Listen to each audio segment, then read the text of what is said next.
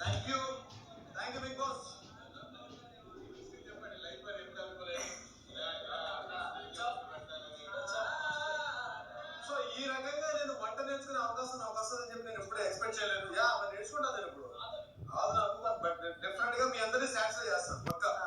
మీ నుంచి కంప్లీట్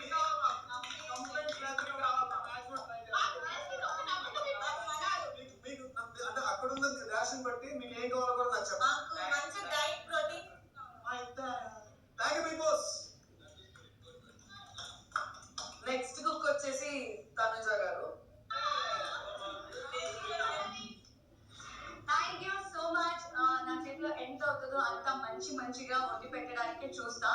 అందులో కొంచెం సాల్ట్ తగ్గింది, ఎక్కువ అయితే నేను చేయను, వేస్ట్ అయ్యేలా కొంచెం తగ్గింది స్పైసెస్ లో అదేమైనా ఉంటే ప్లీజ్ అది కొంచెం దాన్ని జడ్జ్ చేయకుండా అక్కడికే వదిలేయాలి. నాలో అయినంత ది బెస్ట్ నేను అండ్ సార్ ఇవ్వడానికే ట్రై చేస్తాము.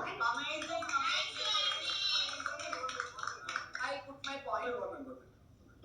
కొంచెం చూసుకోండి నాలాంటి నీకు ఫుడ్ లేదు. అందరికీ ఇక్కడ చెప్తున్నా అంటే ఇప్పుడు సార్ అనేది నాకు అలా వద్దు పిల్లలు, నాకు ఎందుకో నాకు సార్ అనేది నచ్చట్లేదు. యూ కెన్ కాల్ మీ అన్న Bharani, it's okay good, I'm fine with that.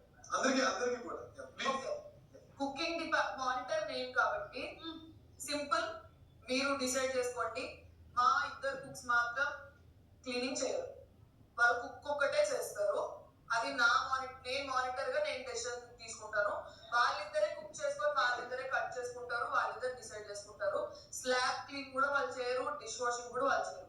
ఒక్కటే నా నుంచి మీకు ఒక సజెషన్ ఏంటి అంటే క్లీన్ గా పెట్టండి. మీరు క్లీన్ చేసే వాళ్ళకి ఈజీ చేయండి. మీరు చేసినవి అయిపోయినవి ఇప్పుడు సర్వ్ చేసిన తర్వాత అక్కడ పెట్టేస్తే బెటర్, వాళ్ళకి ఈజీ అవుతుంది. స్లాబ్ కూడా కొంచెం క్లీన్ గా మెయింటైన్ చేయండి. వాళ్ళ